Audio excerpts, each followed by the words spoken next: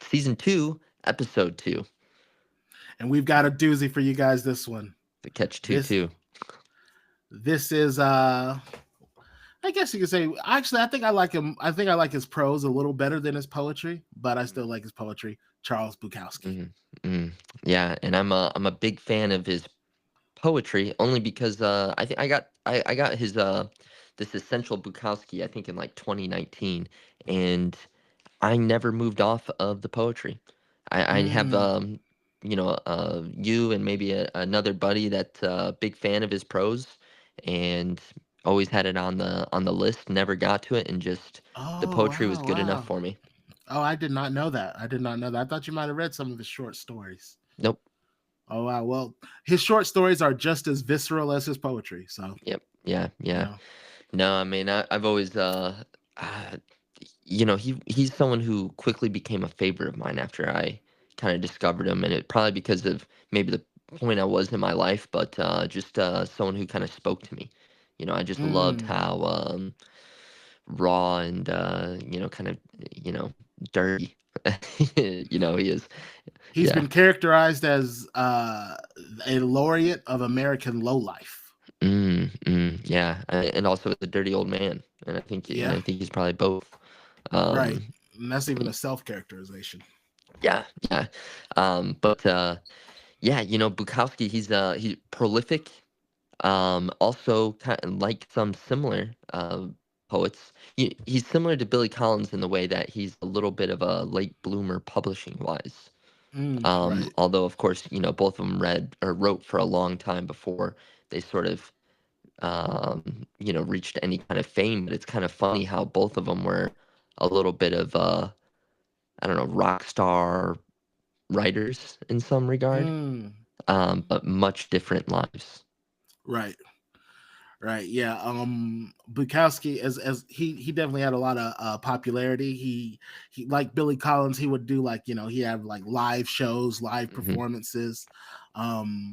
People would want him to sign their writing, but Hmm. Bukowski he was a little bit more. People were a bit more critical of his Hmm. writing than maybe like a Billy Collins.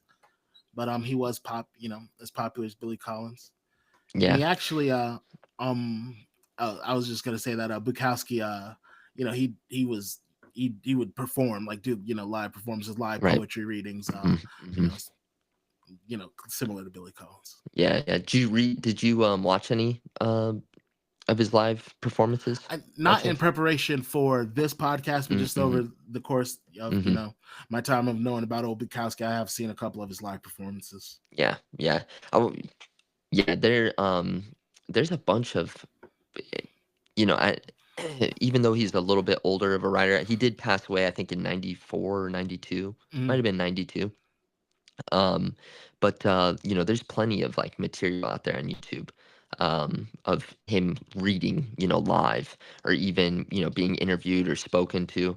It's kind of interesting. A lot of the stuff on YouTube is like, um, I think a lot of it was filmed over in Europe, or like in mm, Germany, or maybe in some Slavic countries, because there's I keep on coming across videos that have like um, that are captioned in a different language, which is just kind of a funny thing. He was born in Germany, which is sort of mm, it's kind of an interesting thing, but I think from very very early age he grew up in Los Angeles, and for all intents and purposes was an American.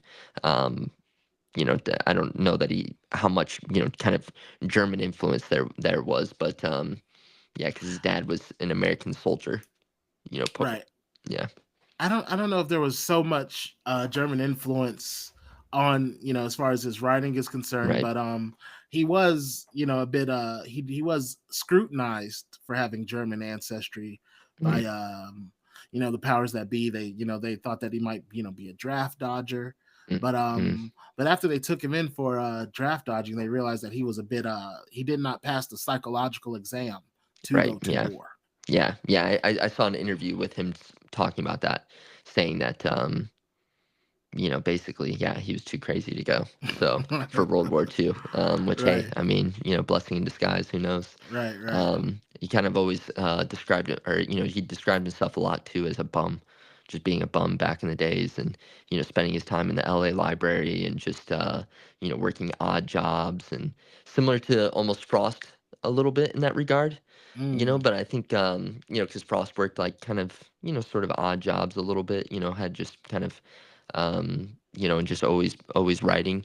But I think, and I don't know how much he was influenced, but maybe it was, the beats a little bit. There's a little bit of this, kind of train hopping thing that was going on, during Hmm. that time, which he didn't hop trains or anything like that, but he did travel around on a bus, and, like lived in like Florida and a Just sort couple of a places transient lifestyle. in his like 20s, yeah, and then just sort of like settled into, LA low life, working at the post office. Well, speaking of the beats, he reminds me a bit of Jack Kerouac. Maybe not exactly in substance. I feel Mm, like mhm, Kerouac has a bit more of this like, cosmic quality to his mm, writing, whereas mhm. Bukowski is much more cynical, much more Yeah. visceral. But they do sort of dramatize their lives. Mm, Like mhm, Bukowski, he mhm, spends a lot of time sort of like, you know, uh mining his life for mhm, content. mhm. Kerouac did the same, and they Yeah. would both sort of dramatize their life and Yes. their experiences. Mhm, So mhm. that's kind of where I see a similarity between Bukowski and Kerouac. Yeah, yeah. What's funny too, going off that is he wrote this article, this kind of ongoing article for the LA Free Press called like Notes. I think it was Notes from a Dirty Old Man. Mm. And I saw this, in this documentary I watched. He went to San Francisco, did a reading in San Francisco.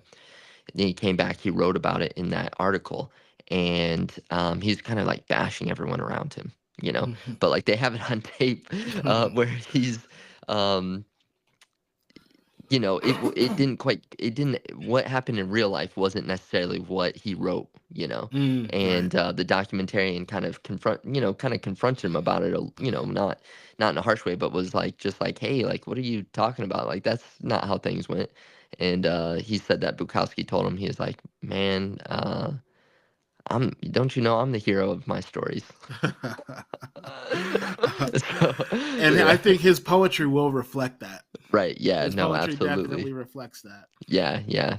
No, he does remind me of, there's like this concept in psychology called the personal fable, Mm, and he reminds me of someone who's like constantly sort of creating this personal fable, where you're not quite sure.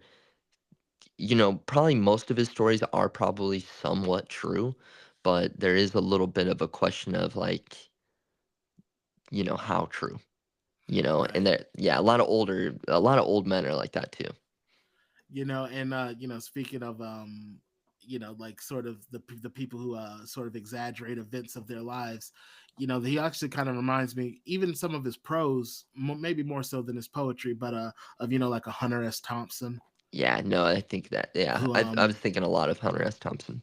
right. And even though Hunter S. Thompson was kind of this, this type of journalist, pseudo journalist, gonzo journalist, Right. there's this exaggeration. I feel like that was coming out in a lot of the a lot of 20th century writers, from Kerouac, Mhm. Bukowski, Hunter S. Mhm. Thompson. And even Yeah. though they might have had different disciplines, so to speak, there's a vein of exaggeration, being larger than life, being outsized. Mhm. And I even Mhm. think that's reflected in the counterculture movements of the 60s, Mm. and maybe even in going into the 90s. There's like Yeah. this in the 20th century, people seem to be almost more than themselves in Mm. some way. Mm. Yeah. Yeah. Yeah. That is interesting. Yeah, I think that it does go into the '90s certainly. And you see, a lot of Bukowski's influence then, and even Hunter S. Thompson. Kind Right. of the Fear and Loathing and all that. But yeah, I think there's a lot of overlap there. And who knows, maybe that's a postmodern thing. Right. Maybe, Yeah. where we kind of get into, we're mythologizing, sort of the personal life rather than um, Mm, the us fitting into a myth. We're mm-hmm. turning ourselves into a myth.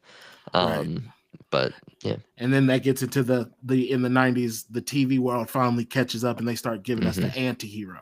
Yeah, yeah, right, yeah. Well, and then hey, who knows? Maybe Bukowski. We can blame reality TV and some of the trash TV on a Maybe. guy like Bukowski. 16 and pregnant. I don't know. Who knows if that comes around without some of this stuff? I don't know. Right, right. Yeah, maybe. It's who Yeah. without we can dramatize our own lives. Hmm. If you're a person out there, even on social media, your life is this drama, or Right. Yeah. there's this I even used the term earlier, mine for content. That's Hmm. sort of a social Hmm. media term, but Hmm. Bukowski is definitely would go through his life, go through some of his reflections. He was a big drinker, heavy Hmm. drinker. Some Yep. of his binge drinking escapades, he would use Hmm. that for content. Right. And it's and there's maybe some exaggeration, maybe some hyperbolic scenarios, but Hmm. they're visceral, they're gut punches, they're cynical, Hmm. and it creates an interesting mix of poetry. Yeah. Yeah. He kind of, he was searching for that golden sentence. Mm. Um, but hey, you wanna get into the poetry here? I do. We can go into it. I think I Or went you first got it? last week. Oh, okay. Okay. Let's do it. I'll go Uh, first. all right. Let me So I share got my a screen. poem. It's called A Radio with Guts. And it is one I got from this, Essential Bukowski, and I think this was put together and published in 2018. So it's a little bit of a newer collection relative, because as we said, Bukowski died in '92, and he was 72 years old at the time, I believe. So a radio with guts. It was on the second floor on Coronado Street. I used to get drunk and throw the radio through the window while it was playing. And, of course, it would break the glass in the window and the radio would sit out there on the roof still playing. And I'd tell my woman, "Ah, what a marvelous radio." The next morning, I'd take the window off the hinges and carry it down the street to the glass man who would put in another pane. I kept throwing that radio through the window each time I got drunk, and it would sit out there on the roof still playing. A most magic radio, a radio with guts. And each morning I'd take the window back to the glass man.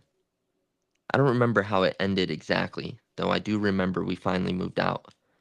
There was a woman downstairs who worked in the garden in her bathing suit, and her husband complained he couldn't sleep nights because of me. So we moved out, and in the next place, I either forgot to throw the radio out the window or I didn't feel like it anymore. I do remember missing the woman who worked in the garden in her bathing suit. She really dug with that trowel and she put her behind up in the air, and I used to sit in the window and watch the sun shine all over that thing while the music played. What's funny is that I made a little mistake on that second stanza, and I kept on doing that and reading this. And I try to break that habit, because I would say, who would put it in, who would put it in another pain? No, who would put in another pain? Funny how those things stick with you. But um, yeah, Radio with Guts. I enjoyed this one. The reason why I chose it was because, and what's funny is that doesn't have the stanza breaks that I have in the book here.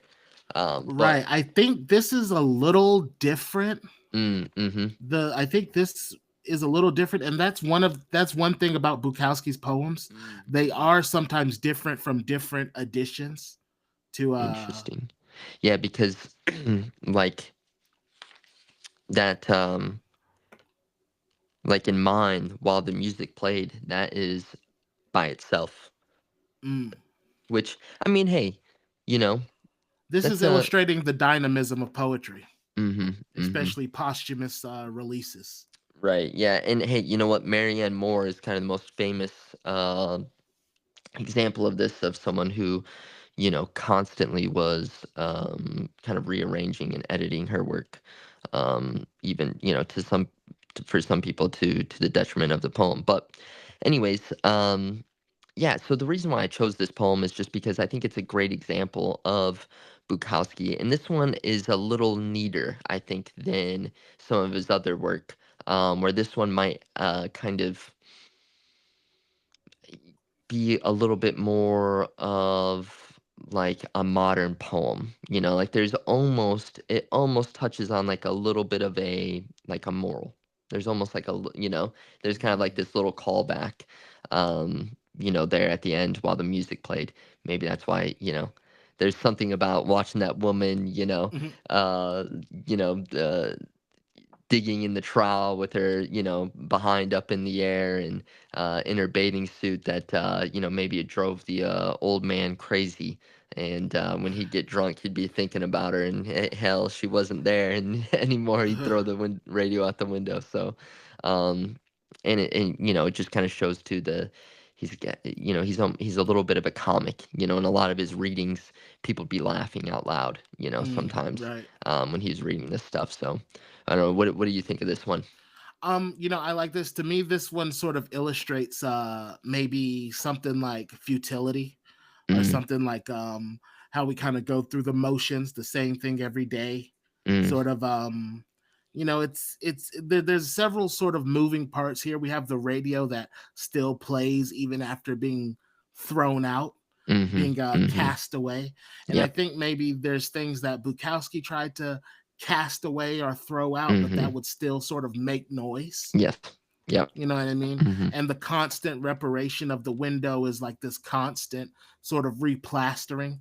I Mhm. feel like we have a drunk and a sober. Like, Mhm. we get Mhm. drunk, we sober up, and Mhm. we sort of have to put something that is sort of transparent and see through back together. Mm, But mm. then there's something that can sort of easily break this sort of transparent see through pain. Yeah, yeah.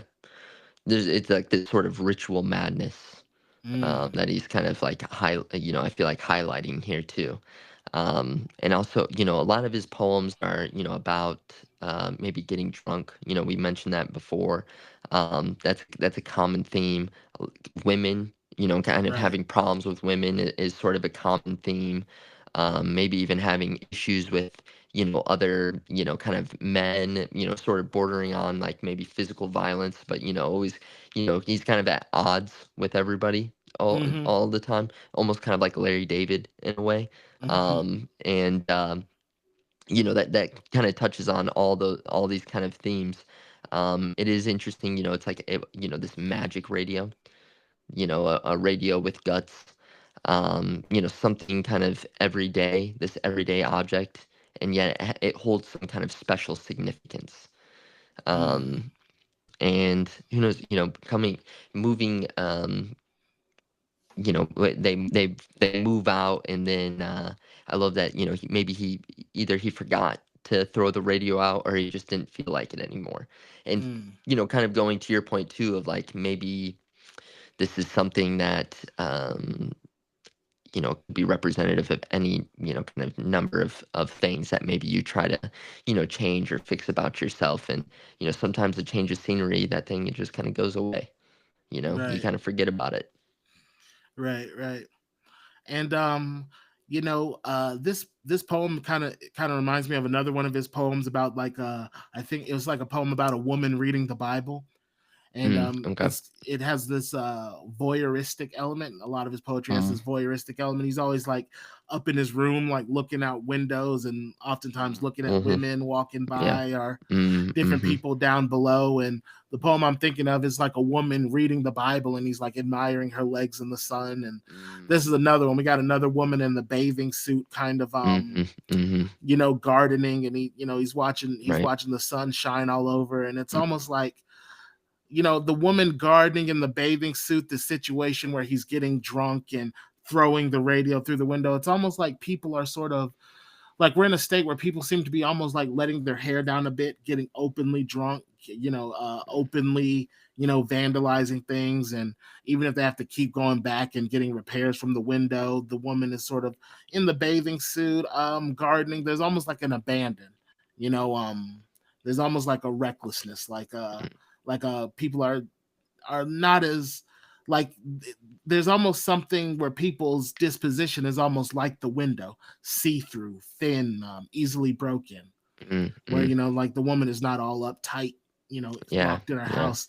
She's out in the garden in the sun in a bathing Mhm. suit. Right, right. Yep. Maybe Bukowski is saying that's how she sort of lets her hair down, Right. Yeah, by yeah. gardening in Yep. the bathing suit, Mhm, mhm. whereas he lets his hair down by getting drunk and breaking Mhm. things. Yeah, and kind of watching her almost like he's almost like a little bit more repressed during the Mm, daytime when he's watching her. At night he wants to break out, but she's gone. And right, yeah. it's interesting because the woman that he's with seems to have kind of no bearing on this ritual that he goes through. Like she doesn't Mm, really stop it. She doesn't really get in the way of it. right. Who knows if how aware of it she is. And then the husband for the woman, um, he kind of intervenes a little bit. We just know that he's mad about it. Or like he can't Mm, sleep. At nights he can't sleep. right. Where with Bukowski, he's going through this like sort of madness. Um, Maybe the husband's up, just kind of like, you know, being like a night, like a guardsman, or something like that. Mm, Why he has mm-hmm. to, he doesn't have sleepless nights. But yeah, it is interesting. During the day, the woman is sort of bearing it all.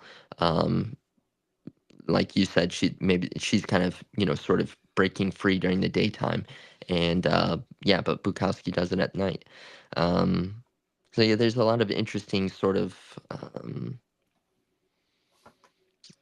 it's not parallels, but and it's not juxtapositions, but it's Motifs.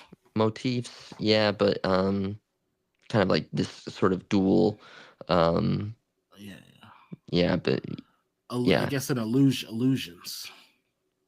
maybe illusions. But yeah, just the duel between night, day, man, woman, being repressed, being open. Um, yeah, that I think plays out here.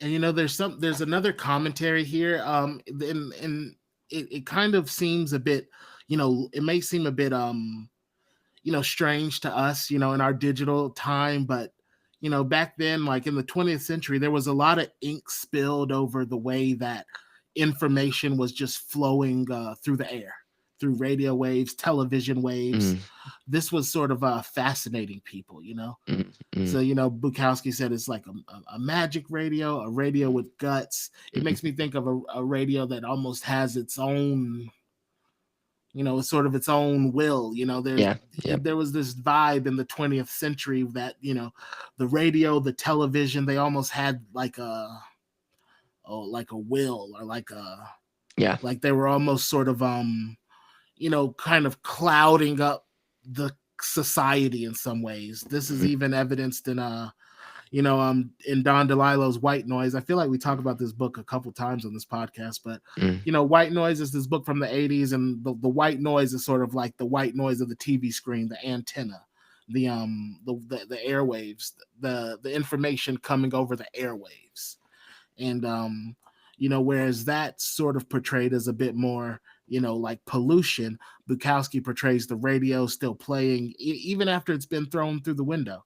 This is as like a sort of magic, a sort of like the radio has a will, almost a will to keep making noise, a will to keep going, which is kind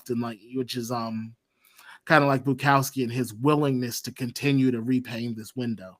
And mm, his woman, her mm. willingness, she may be looking forward to her sort of forays in the garden. Right, right. Yeah, yeah. This one reminds me too of a poem that he has about a woman coming and cleaning up all of his rubbish, and how he likes in the end he gets rid of this woman. She cleans everything up and makes everything nice around his place. Then he has to break up with her because he likes his Mm. dirt and likes his and this kind of reminds me of that too, where it seems like he likes the madness, he likes the chaos, he likes breaking the window. He doesn't seem to have any issue with breaking the window and Mm. refixing it. But yeah, no, I think it's a great example of Bukowski. Right, right. Yep. I But what it yeah, yeah. but no, that's pretty much it. It is a great example of Bukowski. It's it's because a radio is sort of something, it's a common thing people have in their house, and but then there's a certain viscera there, the radio with guts. Mhm. Mhm. Right. Yep. Bukowski's always looking for that gut punch, Mhm. that Mhm. bodily sort of, people chalk it up to violence, but there's also uh a certain like gut like gut reaction that you Mhm. can kind of get from a lot of his poetry. Yeah. And I mean, it also makes me think of like downing like bottles of booze. Mhm. There's Mhm. something about the violence, the sex, the drug use. There's something consumptive about his poetry. Mhm. Yeah. Yeah. Yeah. But Cool. we'll move on to the poem that I chose, which is I chose the poem Winter by Bukowski. And this poem actually was a poem that he would perform live and have people would sign you would people would you don't want him to sign copies of this. It was a poem that he was performing back during his live performance days. And if I think there might you'll find some similarities to the poem that Justin read. And without further ado, I'll go ahead and get into it. Winter. Big, sloppy, wounded dog hit by a car and walking toward the curbing, making enormous sounds. Your body curled, red, blowing out of ass and mouth. I stare at him and drive on. For how would it look for me to be holding a dying dog on a curbing in Arcadia, blood seeping into my shirt and pants and shorts and socks and shoes? It would just look dumb. Besides, I figure the 2 horse in the first race and I wanted to hook him with the 9 in the second. I figured the daily pay around $140, so I had to let that dog die alone there, just across from the shopping center, with the ladies looking for bargains as the first bit of snow fell upon the Sierra Madre. So this is Winter by Bukowski. And what I like about this poem basically is we kind of get some of that viscera that I was talking about, some of that cynicism that I was talking about.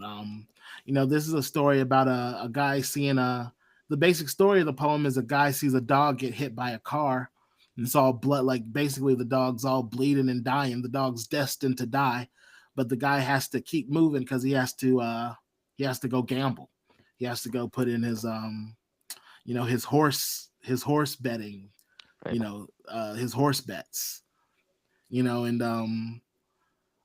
while he's doing that, and the dog's dying, there's women out there looking for bargains. They're shopping. I guess this, we might can call this, there's could be shopping for the holidays, or could just be shopping in general. But there's a certain coldness to this, and I feel like that's the reason why the poem's called Winter.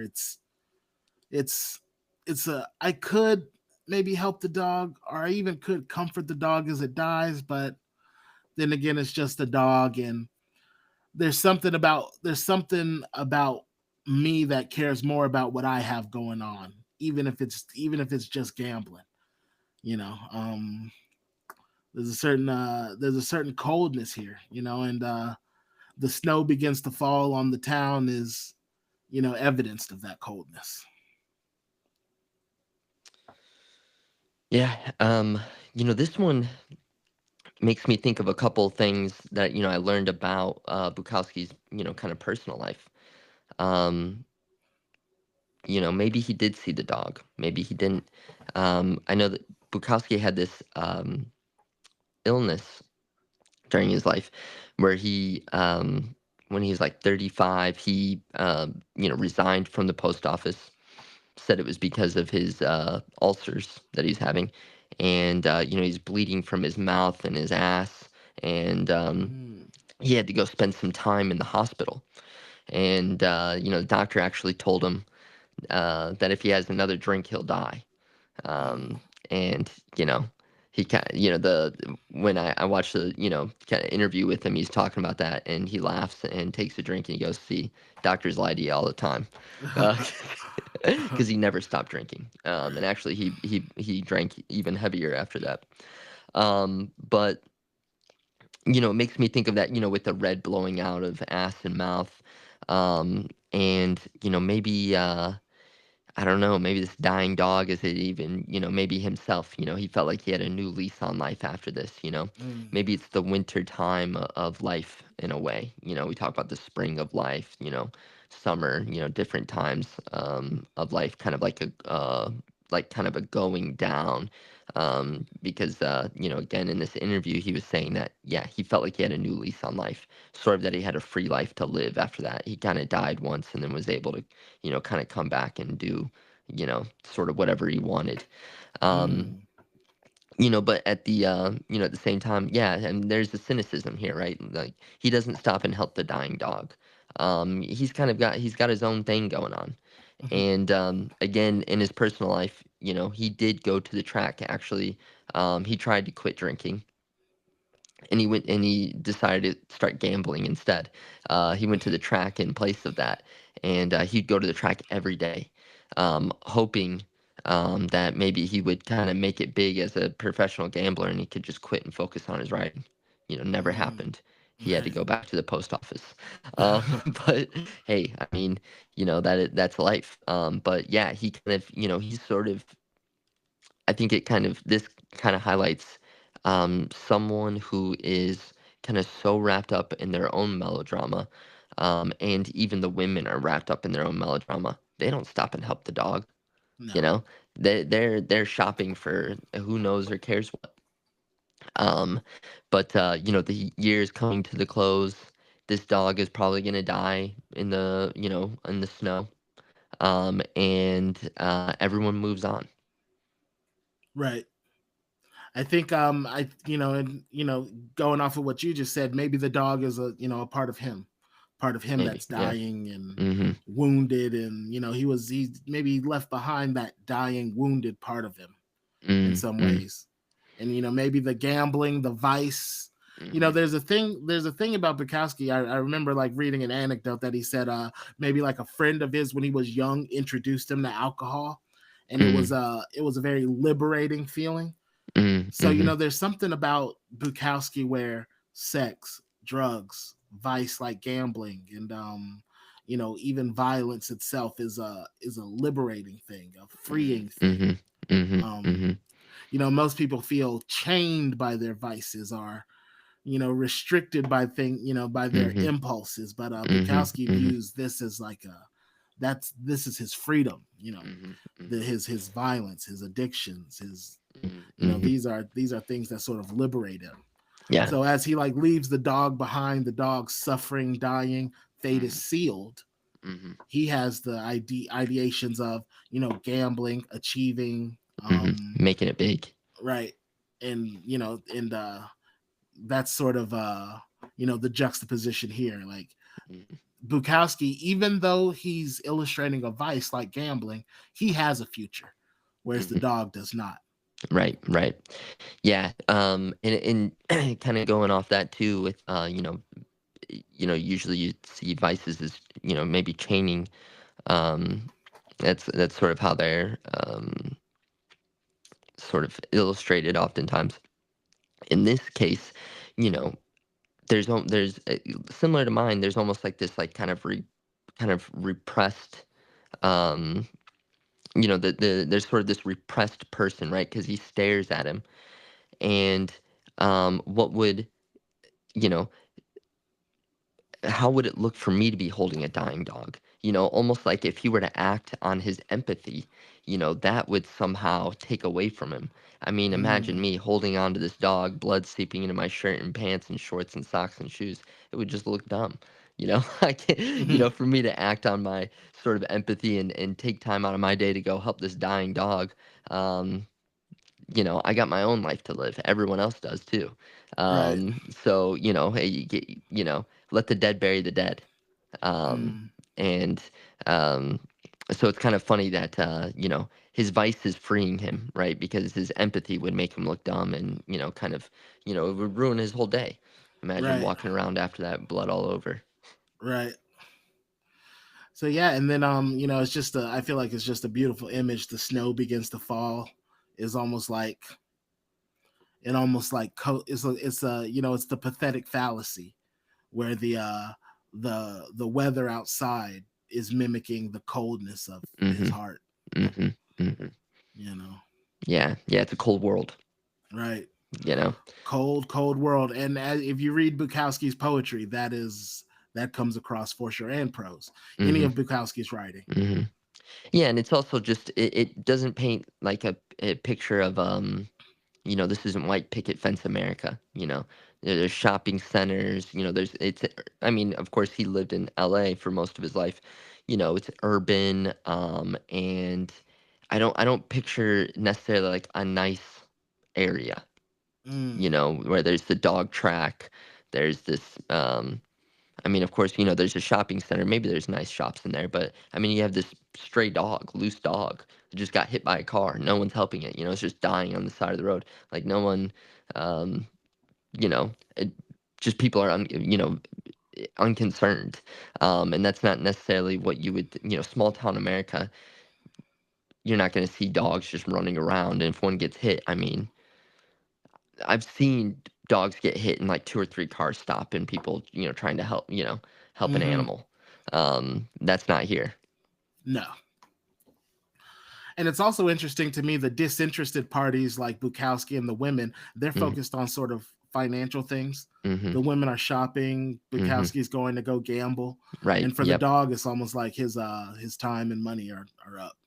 right, yeah, yeah. I figured the daily to pay around 140, so I had to let that dog die alone there.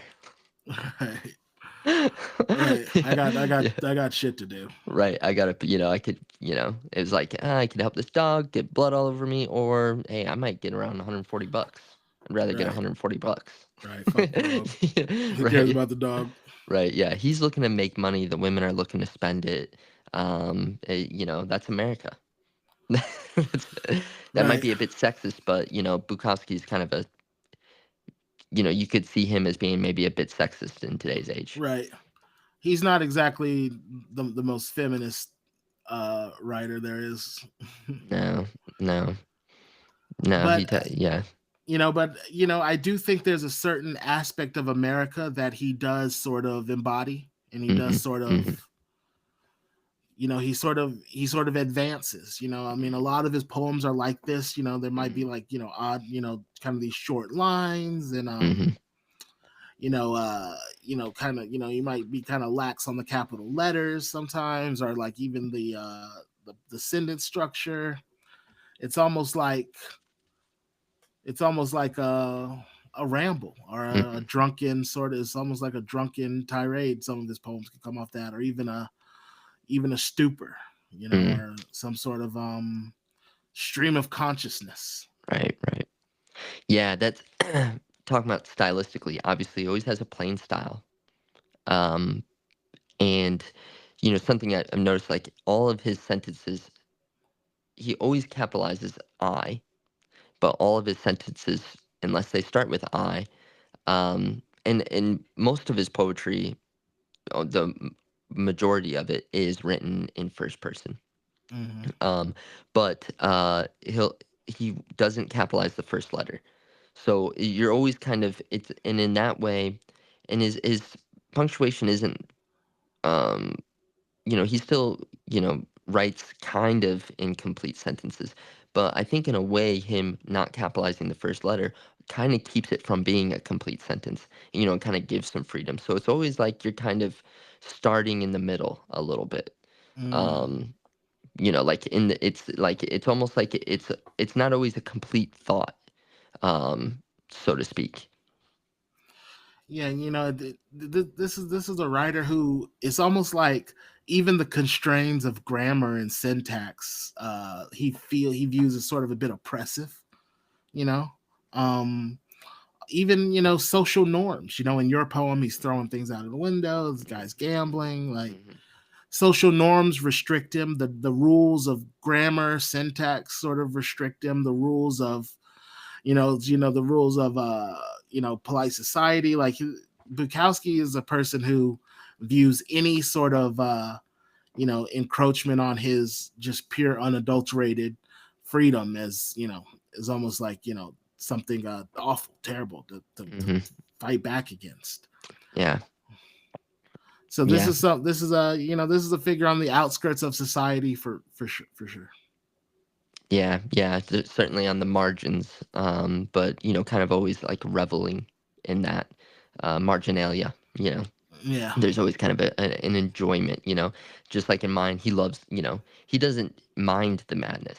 Doesn't seem like it really bothered him to get drunk every night and throw the radio out the window. Sure, he'd Mm-mm. clean it up. And in this poem, he doesn't seem necessarily bothered to see the dog die. Doesn't No. it's and the fact that the women are shopping, he yes, he comments on it, but he doesn't, he's not looking down at them like, oh, they ought to be helping the dog. No. No, he's kind of okay with everyone kind of being in their own world. Um, yeah, He's not looking for the cavalry to come riding over the hill. right, yeah, No one's coming to save you. This is just hmm is what it is. yeah. Certainly a very matter of fact style, very plain. Um, and like when we talked about Robert Frost, like he had a plain style too, right? But it's the difference is in tone and sort of he's a bit, I don't want to say he's pessimistic, but it is a little bit, there's a cynicism Mm-hmm. with Bukowski that certainly isn't seen in like Billy Collins. Oh Right? no. Billy Collins is very optimistic. Billy Collins wouldn't talk about any of these things. Like he's almost like his poetry is like for polite society. Right. Whereas yeah, like you could read Billy Collins, like your mom could read Billy Collins. You could read that like out loud to children in a library or something like that. Show up with some Bukowski poems. People are gonna be like, let's escort this guy out of here. Right. You start, And I don't know for sure, but I don't think even though his work was popular, I don't think academia took a real good look at Bukowski until at least the '90s. Until I think he was dead before academia really gave him the serious once over. I'm not sure about that, but I do know that he was considered the king of the small magazine in the 50s. Mm, He was one of the most prolific publishers, but some of the publishers did take some crap for publishing his work because they felt like it was uncouth. I mm, saw a an editor talking about how he was people were kind of giving him some crap like how could you publish this dirty old man, and he was like that he's more of an artist than most of the people we publish. This guy's a real artist. And so some people did, he's just a divisive character, I think. yeah, um for uh, sure. yeah, even to today, or what was it, that Modest Mouse album, is it Third Rock from the Sun or something like that. I don't remember what the name of the album is. Might have that track on it, as Float On it, as the song Bukowski is an asshole. I Some I didn't listen to much Modest Mouse. only that album. Mm, But yeah, it's just kind of funny how he's even I think even to today some people, although he's seen as like kind of a literary great, people still either love or hate him right, oftentimes. right, yeah. Especially sort of your feminist crowds, Hmm. Hmm. your more marginalized community crowd. They Hmm. there's no there's no end of people who kind of hate Bukowski, but Yeah. that's why on Verse Take we bring you people, we bring you artists that people might not always like, Hmm. your Ezra Pounds, even your Hmm. Kerouac.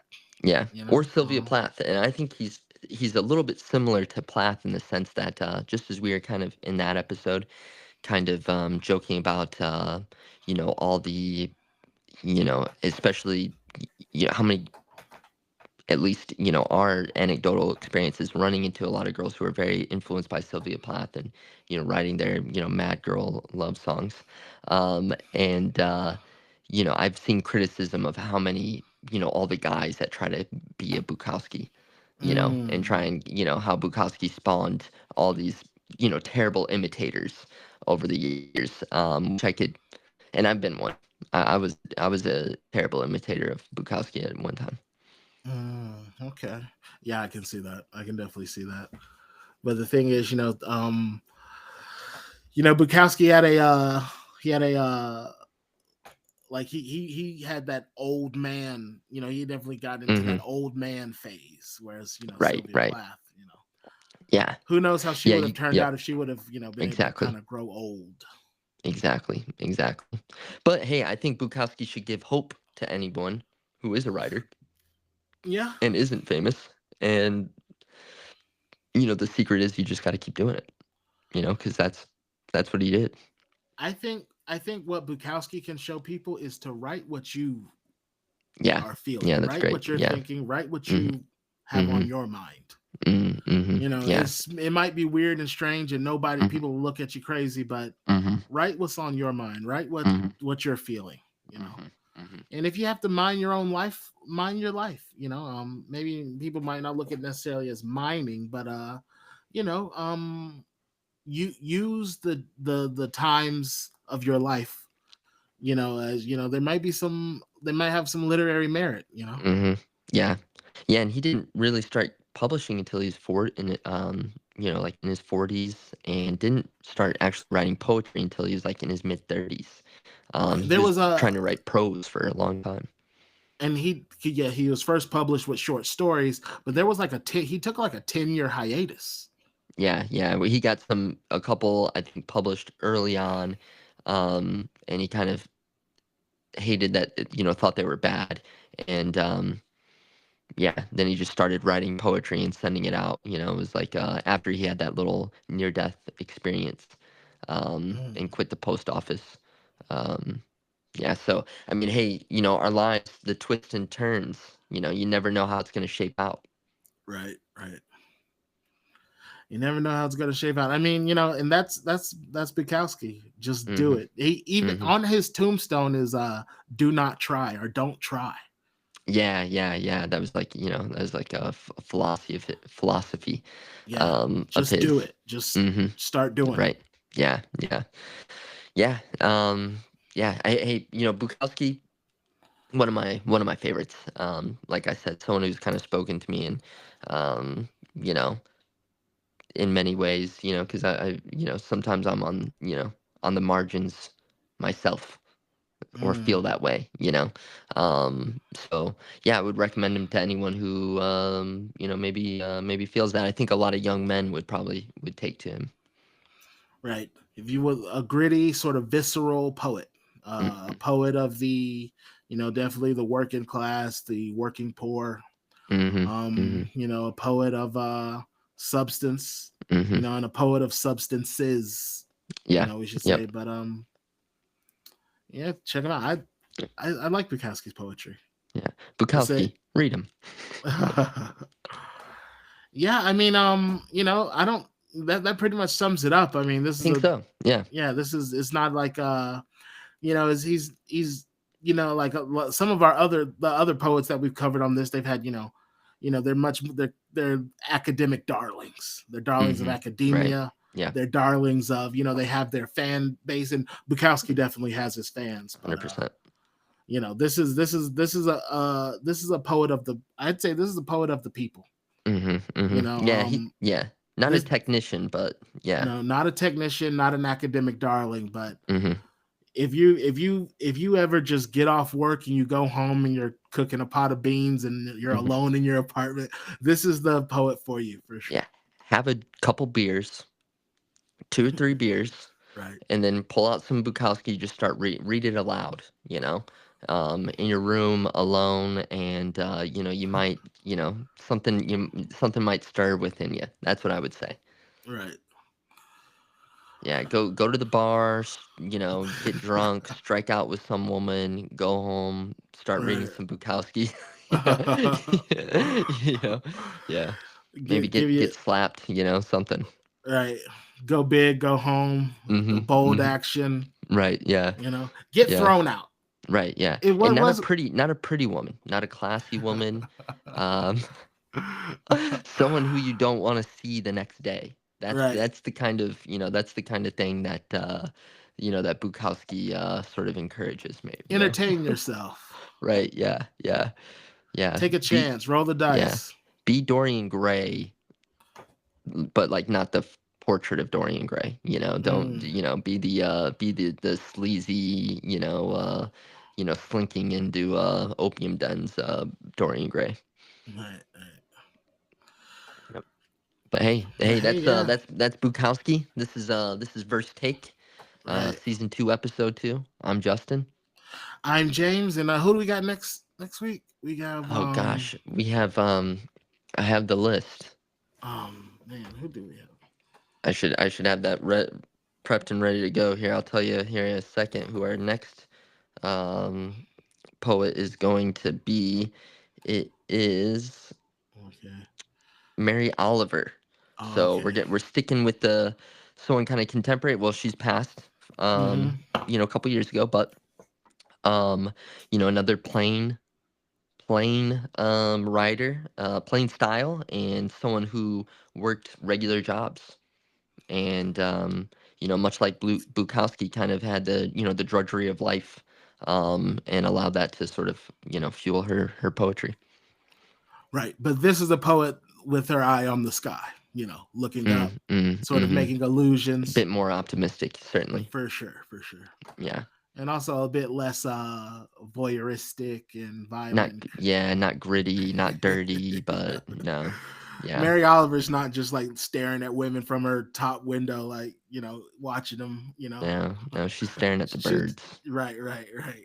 She Yeah, this is she doesn't have that creepy old man vibe, but every no, so often, what's wrong with the creepy old man vibe? We all know you got a creepy old uncle drinking right, yeah. You might be drinking a creepy 10. old person. Yeah. Yeah, But hey, I guess that's it. That's all we yeah. got for today. Hey, all And right. we'll This have is us. Mary Oliver next time. Yep, yep. And yeah, please comment, like, subscribe, share with I don't know. We always say something kind of clever and witty at this point, but just share. Just share. Just do it. Anything. Right. Just Please. watch it twice. Show Yeah. show show this to anyone who will sit through For the love of, it. just anything, please. All right, man. Well, hey, good chatting with you, and yeah, we'll catch up in 2 weeks here. All right, and we'll see you guys next time. Again, I am James.